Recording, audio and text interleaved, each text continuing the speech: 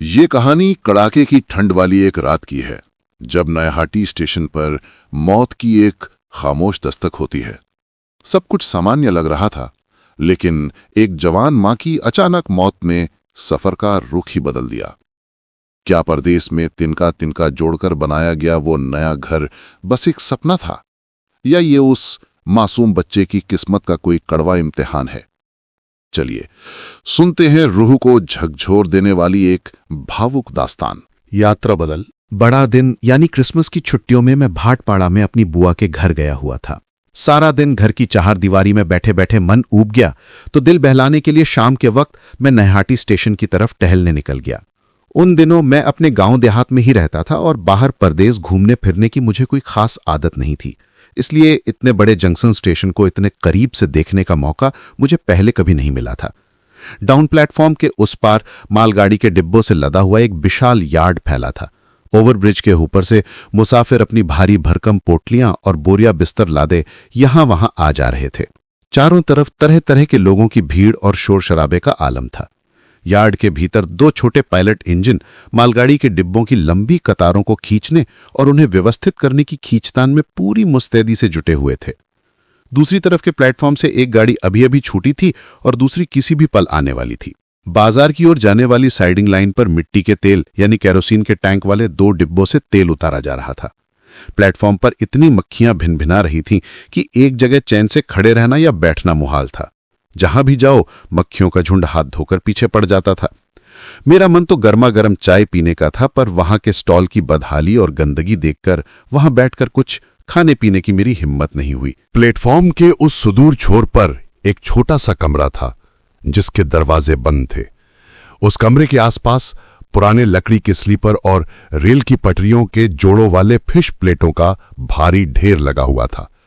वहीं पास में एक कूली का छोटा सा परिवार तिरपाल का तंबू तानकर और मिट्टी का चूल्हा सुलगाए बैठा था, जिसमें से आग की लपटें धीरे धीरे उठ रही थीं। अचानक प्लेटफॉर्म पर मौजूद मुसाफिरों के बीच एक अजीब सी हलचल और सजगता मच गई। हर कोई प्लेटफॉर्म के किनारे थोड़ा झुककर कलकत्ता की ओर से आने वाली पटरी को निहारने लगा। वहीं पास में एक हिंदुस्तानी मुसाफिर पटरी के बिल्कुल किनारे खड़ा अपनी आंखें पोंछने में व्यस्त था। उसे देखकर दूसरी तरफ से एक कूली ने ऊंची आवाज में चेतावनी दी, ए आंख पहुंचने वाले भाई, जरा पटरी से पीछे हट जाओ, डाकगाड़ी यानी मेल ट्रेन आ रही है। मैंने पास खड़े एक सज्जन मुसाफिर से बड़ी उत्सुकता के साथ पूछा, जनाब ये कौन सी मेल ट्रेन है? उन्होंने मुझे बताया कि दार्जिलिंग मेल के आने का समय हो गया है। थोड़ी ही देर में धूल और कूड़ा करकट उड़ाते हुए एक छोटे मोटे चक्रवात की तरह शोर मचाती और पूरे स्टेशन को कपाते हुई दार्जिलिंग मेल वहां से तूफानी रफ्तार में गुजर गई। अभी उस ट्रेन की गूंज और धमक शांत भी नहीं हुई थी कि डाउन प्लेटफॉर्म पर एक पैसेंजर ट्रेन शोर करती हुई आकर रुक गई। थोड़ी देर बाद मैंने गौर किया कि प्लेटफॉर्म पर कुछ कोलाहल और शोर शराबा बढ़ गया है। बहुत से लोग ओवरब्रिज के रास्ते डाउन प्लेटफॉर्म की ओर भागते हुए दिखाई दिए और सबके चेहरे पर एक अनजानी घबराहट थी। उस पैसेंजर ट्रेन को वहां से छूटने में भी थोड़ी देरी हो गई। जब ट्रेन वहां से रवाना हुई तब मैंने देखा कि प्लेटफॉर्म पर एक जगह भारी भीड़ जमा है और सब लोग घेरा बनाकर किसी चीज को बड़े गौर से देख रहे हैं। भीड़ इतनी ज्यादा थी कि भीतर घुसना नामुमकिन था, इसलिए मैंने बाहर खड़े एक आदमी से पूछा कि आखिर बात क्या है। उसने जो बताया उसका सार ये था कि मुर्शिदाबाद की ओर से एक सज्जन अपने परिवार के साथ यहां ट्रेन बदलने के लिए उतरे थे ताकि वो पश्चिम की ओर जाने वाली लाइन की गाड़ी पकड़ सकें, लेकिन उनकी पत्नी जैसे ही डिब्बे से प्लेटफॉर्म पर उतरी अचानक अचेत होकर गिर पड़ी। पहले तो सबको लगा कि वे महज बेहोश हुई हैं, पर अब पता चला है कि उनके प्राण पखेरु उड़ चुके हैं, यानी उनकी मौत हो गई है। पुलिस ने आकर भीड़ को पीछे हटा दिया। उसके बाद एक बहुत ही दर्दनाक नजारा आंखों के सामने था। दो स्टील के ट्रंक, एक टोकरी, 4-5 छोटी बड़ी पोटलियां, एक मानकचू और खजूर के गुड़ का एक मटका यहां वहां बेतरतीब ढंग से बिखरा पड़ा था। गृहस्थी के इन सामानों के बीच एक देहाती बहू का शव पड़ा था। रंग एकदम साफ और गोरा, उम्र 20-22 साल से ज्यादा नहीं रही होगी। शव के सिरहाने एक अधेड़ उम्र के सज्जन बैठे थे, जिन्होंने काले रंग का खुला कोट पहन रखा था। कंधों पर एक भड़कीले किनारे वाला सस्ता सा शाल था और पैरों में भारी जूते। एक गांव के कम पढ़े लिखे भद्र पुरुष जैसी उनकी वेशभूषा थी। उनकी गोद में करीब 2.5 साल का एक छोटा बच्चा था, अपनी मां की तरह ही गोरा, जिसके बाल घुंघराले थे। वो हाथ में कुछ लेकर उससे खेल रहा था और बड़ी ही हैरानी भरी निगाहों से वहां जमा भीड़ को देख देख कर मुस्कुरा रहा था। अपनी मां की मौत से भी ज्यादा उसके लिए कौतूहल का विषय था चारों तरफ का ये शोर शराबा और इतने सारे अनजान लोग जिन्हें उसने पहले कभी नहीं देखा था। थोड़ी देर बाद साहब स्टेशन मास्टर और उनके साथ एक सज्जन आए। ये समझते देर न लगी कि वे सज्जन डॉक्टर थे। उन्होंने उस महिला की नब्ज टटोली, आंखें जांची, स्टेशन मास्टर से कुछ बात की और फिर उस पति से भी कुछ कहा। इसके बाद वे दोनों वहां से चले गए। तो इसका मतलब मौत सच थी। तमाशबीन लोग अब भी उन्हें घेरे खड़े रहे। वो मृत ग्रामीण बहू, उसका शोक में डूबा बेबस पति, वो नादान बच्चा और उनकी गृहस्थी का वो प्यारा सा सामान। फिर धीरे धीरे सब अपने अपने काम से चले गए। नई भीड़ आई, वे भी कुछ देर रुके, आपस में कुछ कानाफूसी की और लौट गए। अब रेलवे पुलिस के लोग आए। उन्होंने काफी देर तक उस आदमी से कुछ सवाल जवाब किए, अपनी नोटबुक में कुछ दर्ज किया, फिर वे भी चले गए। बस एक सिपाही थोड़ी दूर पर खड़ा रहा। ये सब होते होते करीब 1 घंटा बीत गया। अब शाम पूरी तरह ढलने वाली थी। स्टेशन की रोशनियां जल उठी थीं। अप और डाउन दोनों तरफ के सिग्नल पर लाल हरी बत्तियों की कतार जगमगा उठी थी, पर अभी पूरी तरह अंधेरा नहीं हुआ था। सिग्नल के खंभे अब भी साफ दिखाई दे रहे थे। अपलाइन का होम स्टार्टर झुका हुआ था, शायद कोई ट्रेन आ रही थी। जो होना था वो तो हो चुका था। अब बारी थी अंतिम संस्कार की। पर यह प्रश्न उस सज्जन से कोई नहीं पूछ रहा था और ना ही वे किसी से कुछ कह पा रहे थे। धीरे धीरे भीड़ और भी कम हो गई। ज्यादातर लोग अब ट्रेन के मुसाफिर थे। कलकत्ता की तरफ 2 सिग्नल झुके हुए देखकर वे ओवरब्रिज के रास्ते पागलों की तरह अब प्लेटफॉर्म की तरफ दौड़ने लगे। ये तो थ्रू ट्रेन आ रही थी, पर उस वक्त ये कौन देखता। भीड़ में ज्यादातर हिंदुस्तानी कुली और मजदूरों की टोली थी, जो अपनी मुस्कुराहट दबाते हुए अपने अपने काम पर लौट गए। मैं थोड़ा फासले पर खड़ा था। तभी उस सज्जन ने मुझे हाथ हिलाकर इशारा किया। पास जाते ही वे बड़े व्याकुल होकर बोले, बाबूजी, आप तो सब देख ही रहे हैं, दया करके कोई रास्ता निकालिए। अब मैं क्या करूं, मेरा तो दिमाग ही काम नहीं कर रहा। ये अनजानी जगह और ऊपर से ये कड़ाके की ठंड वाली रात। हम ब्राह्मण हैं, क्या किसी दूसरी जाति के लोग मेरी पत्नी की देह को छुएंगे? और ये छोटा सा बच्चा, इसका क्या होगा? मैंने उन्हें हिम्मत तो बंधाई और अपनी तरफ से पूरा दिलासा दिया, लेकिन उसके बाद करीब आधे घंटे तक इधर उधर भटकने और हर संभव कोशिश करने के बाद भी अंतिम संस्कार का कोई ठोस इंतजाम मुझसे नहीं हो सका। ना तो यहां मुझे कोई जानता था और न ही मैं यहां किसी को पहचानता था। ज्यादातर मुसाफिर यही कहकर अपना पल्ला झाड़ रहे थे कि वे यात्री हैं और उन्हें इसी आने वाली ट्रेन से अपनी मंजिल की ओर निकलना है। किसी ने भी मेरी बात को गंभीरता से सुनने की जहमत नहीं उठाई। उस अचानक हुए हादसे की शुरुआती घबराहट और सनसनी जब थोड़ी कम हुई तो हर कोई यह समझ गया कि अगर इस मामले में ज्यादा पड़ेंगे तो इस हाड़ कंपा देने वाली बर्फीली रात में भारी मुसीबत गले पड़ जाएगी। यही वजह थी कि सब के सब मुझसे बचकर और आंखें चुराकर निकलने लगे। आखिरकार मैंने एक टिकट कलेक्टर से बात की और उन्हें उस अभागे पति की विवशता समझाई। बहुत मिन्नत समाजत और काफी मान मनोबल के बाद मैंने उन्हें किसी तरह राजी कर लिया। वे गुले, देखिए महाशय, सिर्फ मेरे और आपके चाहने से कुछ नहीं होगा। आप यहीं रुकिए, मैं जरा जाकर देखता हूं कि कोई और मदद मिल सकती है क्या। थोड़ी देर बाद वे एक बहुत ही मैले कुचले कपड़ों वाले और काफी कदर्य यानी अजीब से होलिये वाले आदमी को साथ लेकर वापस लौटे। उन्होंने मुझसे कहा, सुनिए भाई साहब, इस कड़ाके की ठंड वाली रात में कोई भी बाहर जाने को तैयार नहीं है। ये आदमी एक भला ब्राह्मण है और हमारे स्टेशन पर पावरोटी बेचने का काम करता है। ये जाने को राजी हो गया है। साथ ही ये 2 और लोगों को भी साथ लाने के लिए तैयार है, लेकिन टिकट बाबू ने अपनी आवाज थोड़ी धीमी की और बड़े ही गुप्त अंदाज में बोले, आप तो जानते ही हैं कि ये छोटे लोग कैसे होते हैं। इन्हें कुछ खिलाना पिलाना पड़ेगा तभी ये काम के लिए राजी होंगे। थोड़ा मतलब आप समझ रहे हैं ना, ये सब नशे के आदी लोग हैं, अनपढ़ और गंवार हैं, आप खुद ही सब समझ रहे हैं। तो उनके लिए थोड़े अलग से खर्च का इंतजाम करना पड़ेगा। मैंने तुरंत कहा, आप तो बस मुझे ये बताइए कि कुल कितना खर्च आएगा, मैं उन सज्जन को जाके बता देता हूं। शमशान घाट के बाकी खर्चों का हिसाब भी इसमें जोड़ लीजिएगा। टिकट बाबू ने पूरे 15 रुपए की एक लंबी फहरिस्त मेरे हाथ में थमा दी।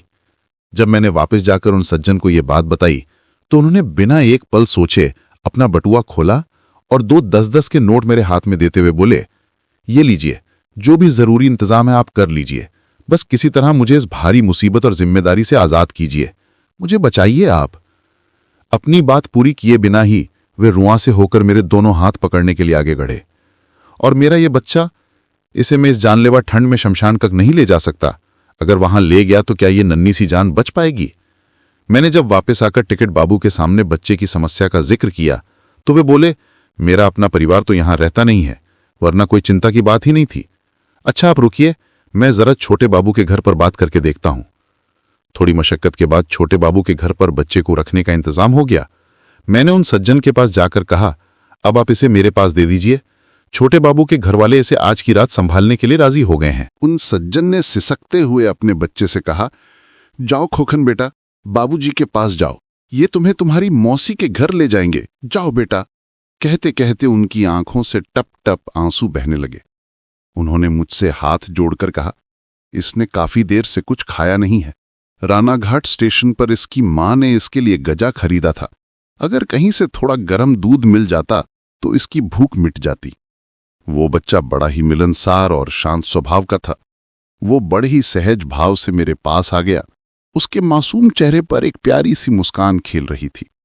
उसे अपनी गोद में उठाते ही मुझे एहसास हुआ कि जितनी उसकी उम्र लग रही थी वो उससे भी कहीं छोटा था। अभी तो उसके मुंह से ठीक से शब्द भी नहीं निकलते थे। छोटे बाबू के घर की नौकरानी ने उसे मेरी गोद से लिया और ममता के साथ घर के भीतर ले गई। उसे अपनी बाहों में भरते ही उसका गला भराया और वो रुआंसी होकर बोली, अरे रे, ये तो बिल्कुल दूध का बच्चा है। आओ आओ मेरे शूनामणि, मेरे लाल, मेरे मानिक।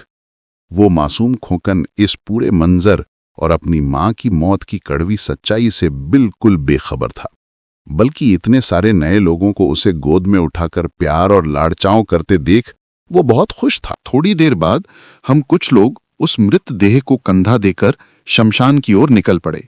मैं था, वो पावरोटी बेचने वाला वेंडर, टिकट बाबू और उस वेंडर का एक दोस्त।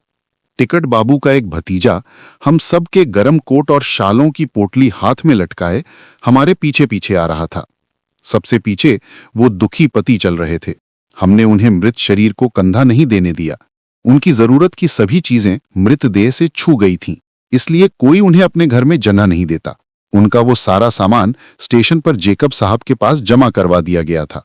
नहयाटी का बाजार जहां लगभग खत्म हो रहा था, वहां पहुंचकर उन सज्जन ने कहा, ठहरिए, मुझसे एक बड़ी भूल हो गई है, जरा रुकिए, मैं सिंदूर खरीद लाता हूं, उसके माथे पर लगाना होगा। शमशान घाट नैहाटी स्टेशन से लगभग 3 पाव यानी पौन कोस की दूरी पर था। बाजार छोड़कर दक्षिण की ओर मैदानों के बीच से वो पतली सी डगर जाती थी। सामने चांदनी रात का नजारा था। शाम ढलने के बाद बादलों से मुक्त आसमान में चंद्रमा की निर्मल रोशनी खिली हुई थी। हड्डी कपकपा देने वाली कड़ाके की सर्दी पड़ रही थी और बीच बीच में रात की वो ठंडी सनसनाती हवा खुले मैदान में हमारी नगों के भीतर बहते खून को जैसे जमा रही थी।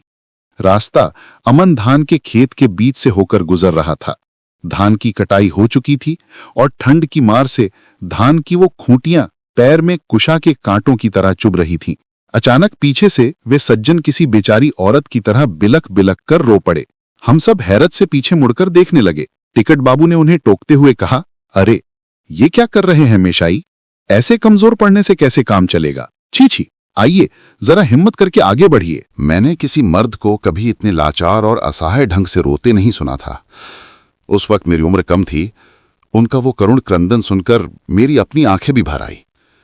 उसके बाद वे खामोश हो गए और हम सब फिर से एक गहरी चुप्पी के साथ चलने लगे। जब हम शमशान पहुंचे तब रात के लगभग 7:30 बज रहे होंगे। मृतदेह को चिता पर रखा गया। उसी वक्त मैंने पहली बार गौर किया कि उस नववधू के दोनों पैरों में आलता लगा था। मैं जानता था कि गांव देहात की महिलाएं कहीं बाहर जाते वक्त पैरों में आलता लगाती हैं। मेरा मन बड़ा उदास हो गया। पता नहीं उस नन्ही सी लड़की ने क्या सोचा होगा जब उसने आज दोपहर को इस संजानी यात्रा के लिए बड़े चाव से पैरों में आलता लगाया था। माथे पर थोड़ा सा सिंदूर था जो उन सज्जन ने खुद अपने हाथों से लगाया था। उस वधू को पहली बार इतने करीब और ध्यान से देखकर लगा कि वो वाकई बहुत सुंदर थी। लंबी लंबी और जुड़ी हुई भौहें, पीले पके रंग जैसा गोरा निर्मल चेहरा और अनिंद्य शरीर की कांति। मौत भी जैसे उसके चमक को फीका नहीं कर पाई थी। उसके चेहरे के भाव देखकर लग रहा था जैसे वो बस गहरी नींद में सो रही हो।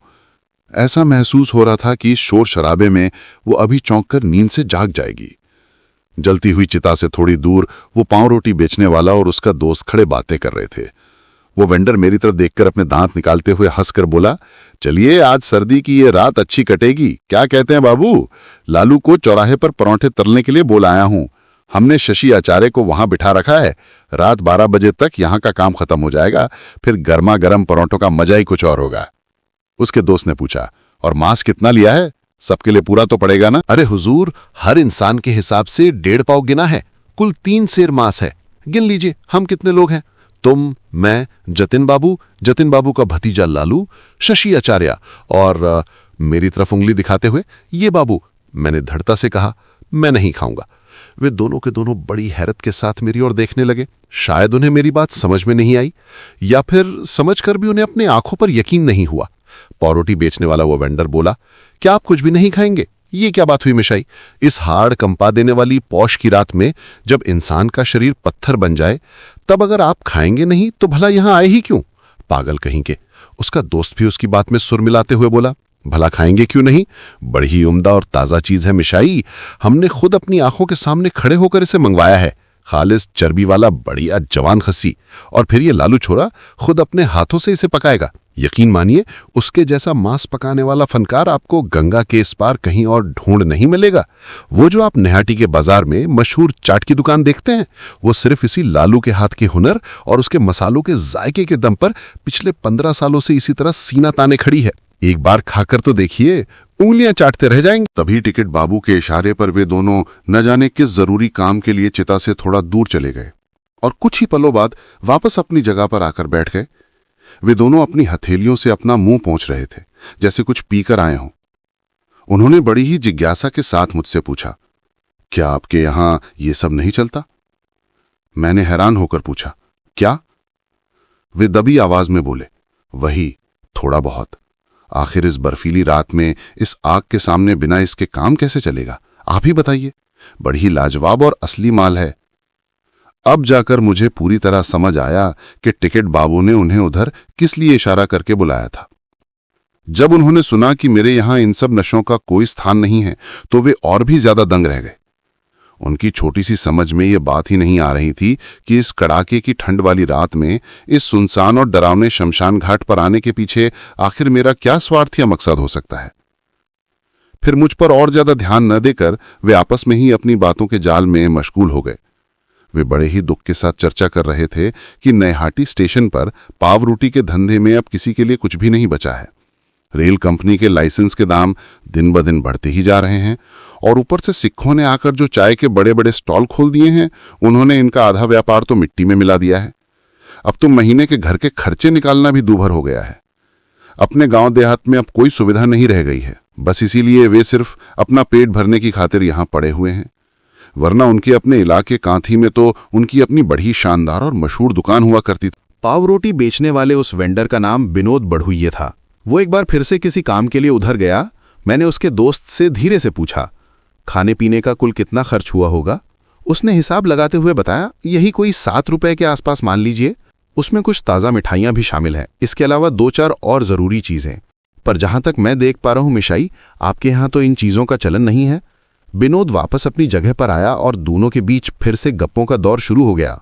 तभी अचानक मुझे याद आया कि मेरे गर्म कोट की जेब में कुछ बिस्किट पड़े हैं, जिन्हें मैंने नैहाटी प्लेटफॉर्म पर ही खरीदा था, पर तब उन्हें खाने की फुर्सत नहीं मिली थी।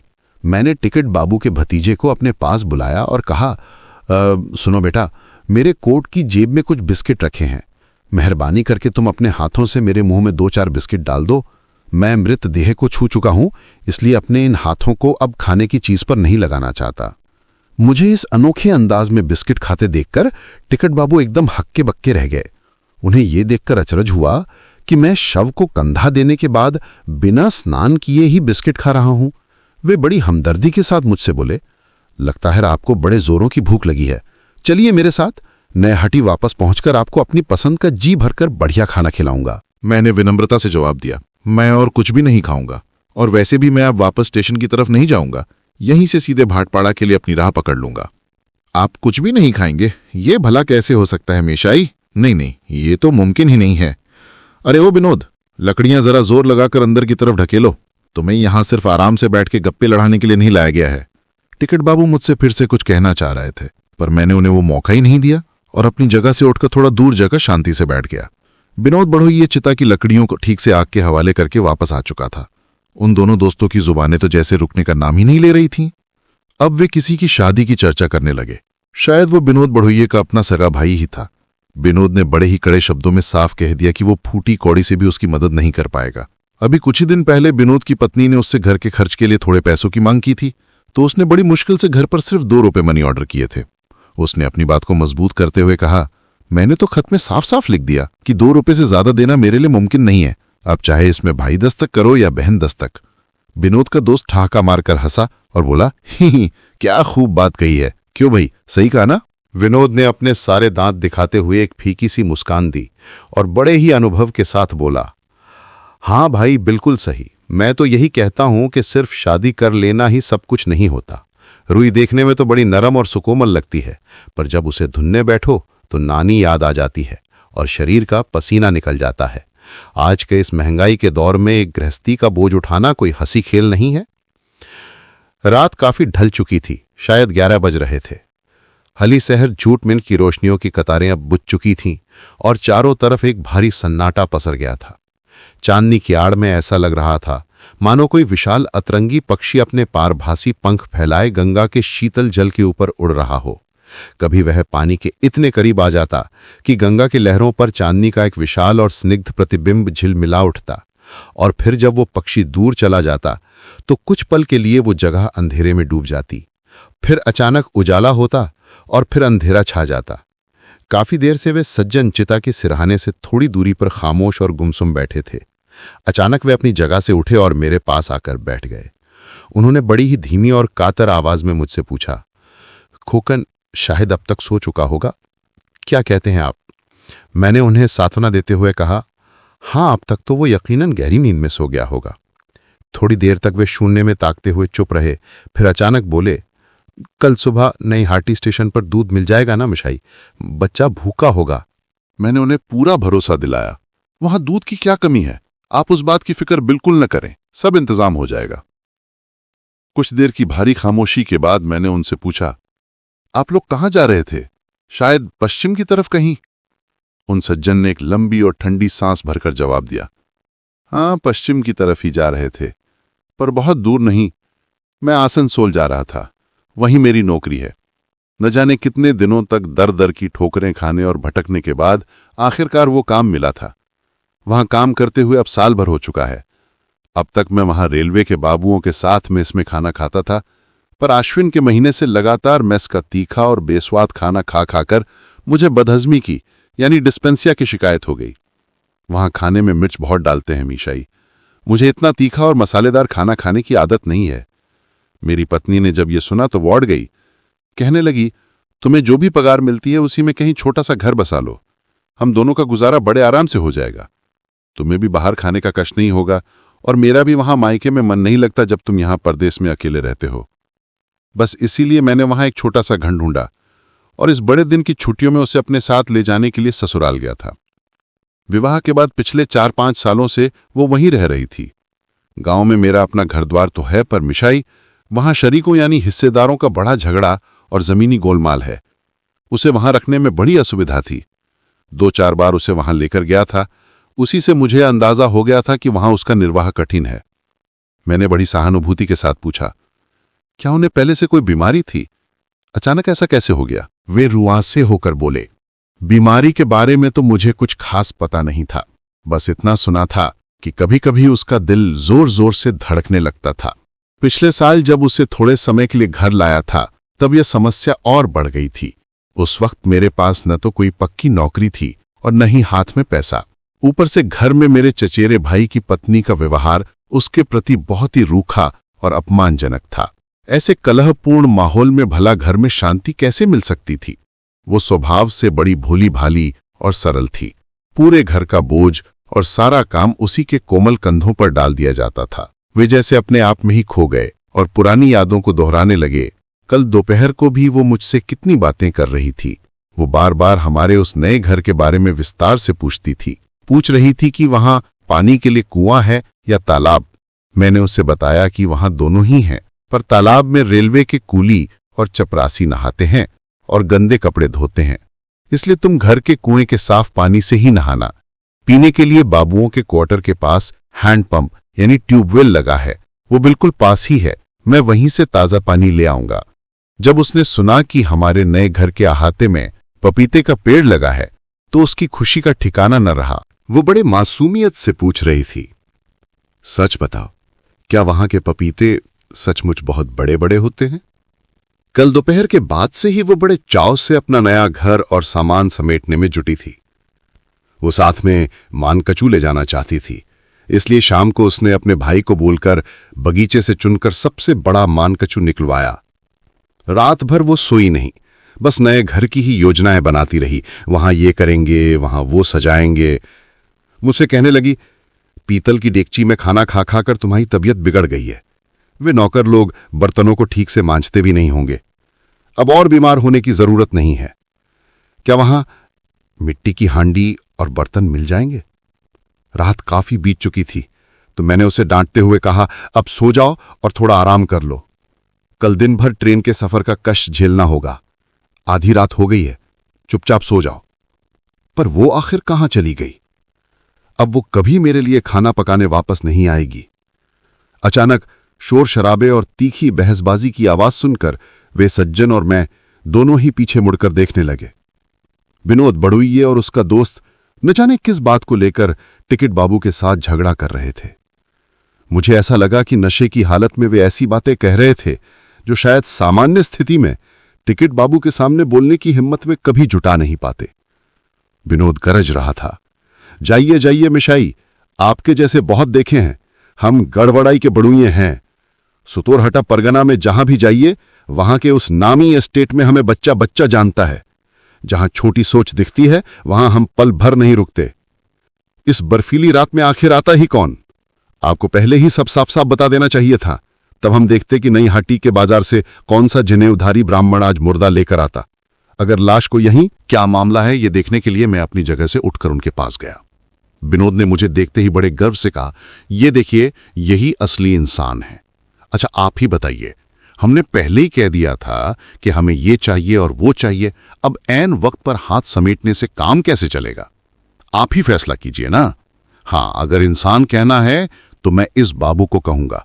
इनके मन में कोई लालच नहीं है, ना इन्होंने कुछ खाया ना कुछ पिया, सिर्फ इस मुर्दे के लिए इस कड़ाके की ठंड में यहां आए हैं। यही कह सकते हैं, इनके तो पैरों की धूल लेकर माथे पे लगानी चाहिए। इसी जोश और झोंक में विनोद बड़ुइये वाकई मेरे पैर छूने के लिए झपटा।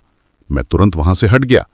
इन लोगों की इस नशे वाली हालत और पैसों के लेन देन के झगड़ों के बीच पड़ने की मुझे भला क्या जरूरत थी? मन में एक गहरी टीस और दुख का एहसास हुआ। उस अभागी ग्रामीण वधु के अंतिम संस्कार को यहां वह सम्मान और गरिमा नहीं मिल सकी जिसकी वह हकदार थी। रह रहकर मन में यही ख्याल आ रहा था कि वह यहां इस हाल में क्यों है। चांदनी में नहाई हुई गंगा की ये उठती गिरती लहरें, ओस गिराता हुआ ये नक्षत्रों से भरा विशाल आसमान और इस अमंगलकारी महानिशा की मौत की आखिरी यात्रा, जिंदगी के न जाने कितने छोटे छोटे अरमान थे जो उसके दिल में ही दफन हो गए। अगर विधाता उसके लिए इस खौफनाक बुलावे को थोड़े दिन और टाल देते तो सृष्टि के रचयिता के काम में भला क्या नुकसान हो जाता। वह दृश्य मेरी आंखों के सामने बार बार घूमने लगा। घर के छोटे से बरामदे में वह लड़की अपने बच्चे को गोद में लेकर दूध पिला रही है। अभी अभी नदी के घाट से नहा कर आई है। पैरों में ताजा आलता लगा है, माथे पर लाल बिंदी है और सलीके से जूड़ा बंधा हुआ है। वह तो जीवन के उस शांत और सुंदर परिवेश में ही शोभा देती थी। इस डरावने शमशान में शराबियों के हुड़दंग के बीच उसे लाकर पटक देना जितना क्रूर था उतना ही भद्दा और अश्लील भी। आधी रात का वक्त था। विनोद बड़ुइये न जाने क्या सोचकर अचानक मेरे बगल में आकर बैठ गया। अब वो मेरे प्रति बहुत ज्यादा श्रद्धा दिखाने लगा था। मैं क्या करता हूं, कहाँ रहता हूं, घर में कौन कौन है, वह ऐसे तमाम प्रश्नों से मुझे परेशान करने लगा। वो बोला, मिशाई, इन सब में बस आप ही एक असली इंसान हैं। मैं इंसान को पहचानना जानता हूं। आज भले ही आप मुझे स्टेशन पर पाव रोटी बेचते देख रहे हो, पर हम गढ़भाड़ी के बढ़ुइये हैं। कभी अगर उस तरफ आइएगा तो बस मेरे पैरों की धूल झाड़ते ही आपको समझ आ जाएगा, उस सुतोरहटा परगना के भीतर। ये सब खत्म होते होते रात का 1 बज गया। चांद अब ढलने लगा था। जब चिता की राख को ठंडी करने और उसे अंतिम बार जल से साफ करने की बारी आई तो वे सज्जन फिर से बिलक बिलक कर रो पड़े। हमने ढेरों सांत्वना दी और उन्हें पकड़कर किसी तरह शांत करवाया। मेरा मन तो था कि मैं उन लोगों से विदा लेकर सीधे अपनी बुआ के घर चला जाऊं, पर वे लोग थे कि मुझे छोड़ने को राजी ही नहीं हो रहे थे। टिकट बाबू बड़े ही आग्रह के साथ बोले, अरे आइए मेशाही, भला इतना सारा मांसब कौन खाएगा?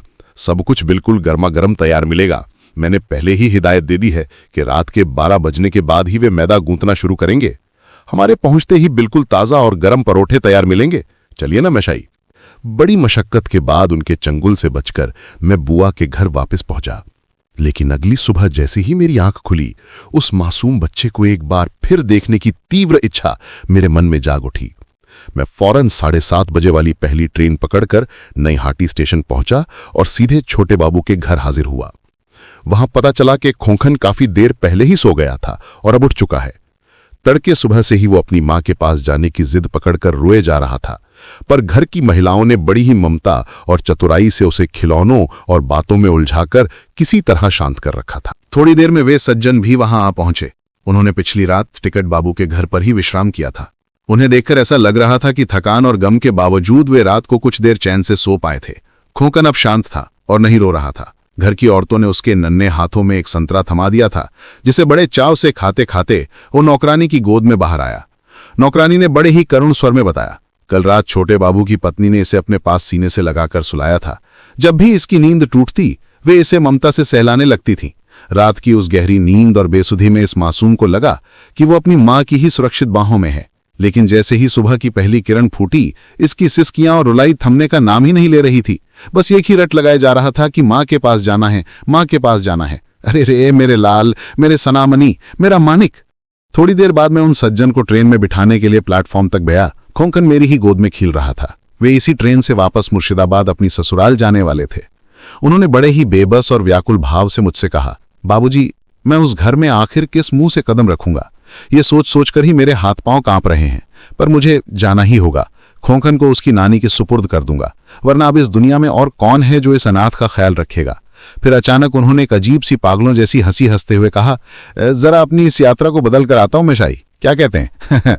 मैंने धीरे से उनसे पूछा, क्या टिकट बाबू ने कल के पैसों में से कुछ आपको वापस किए? उन्होंने लंबी सांस भरकर जवाब दिया, नहीं। और सच तो यह है कि मैंने मांगे भी नहीं, पर आज सुबह वे खुद एक फर्द यानी हिसाब की पर्ची दिखा रहे थे और कह रहे थे कि सारा पैसा जरूरी कामों में खर्च हो गया है। मैंने उस पर्ची की तरफ नजर तक नहीं डाली। आप लोगों ने इस घोर संकट के समय में मेरी जो निस्वार्थ मदद की है, उसका एहसान क्या मैं इस जन्म में कभी चुका खाऊंगा? ट्रेन ने सीटी बजाई और धीरे धीरे प्लेटफॉर्म छोड़कर रवाना हो गई। तभी स्टेशन पर मेरी मुलाकात फिर से विनोद बड़ुइये से हुई। उसने मुझे एक तरफ ले जाकर अपना मुंह फुलाया और बड़े ही तल्ख अंदाज में बोला, सुना अपने मिशाई, उस टिकट बाबू की ये कैसी नीचक्ल है। कल के कुल खर्च के बाद पूरे 7.5 रुपए हाथ में बचे थे। कल रात खाना पीना हो जाने के बाद जब मैंने उनसे कहा कि चलो अब बाकी बचा हिसाब बांट लेते हैं, तो उन्होंने हम दोनों के हाथ में सिर्फ 1-1 रुपया थमा दिया। यानी हम 2 लोगों के हिस्से में सिर्फ 2 रुपए आए और खुद पूरे 5.5 रुपए अपनी जेब में दबा लिए। कह रहे थे कि इसमें उनके भतीजे का भी हिस्सा है। अब आप ही बताइए मिशाई, उस भतीजे ने आखिर ऐसा कौन सा तीर मार लिया था? वह सिर्फ कपड़ों की पोटली हाथ में लटकाए हमारे पीछे पीछे ही तो चल रहा था। खैर, हमारा दिल इतना छोटा नहीं है। आखिरकार हम कुलीन ब्राह्मण की औलाद है मिशाई। आज भले ही पेट पालने के लिए ये पाव रोटी बेचनी पड़ रही है। समाप्त।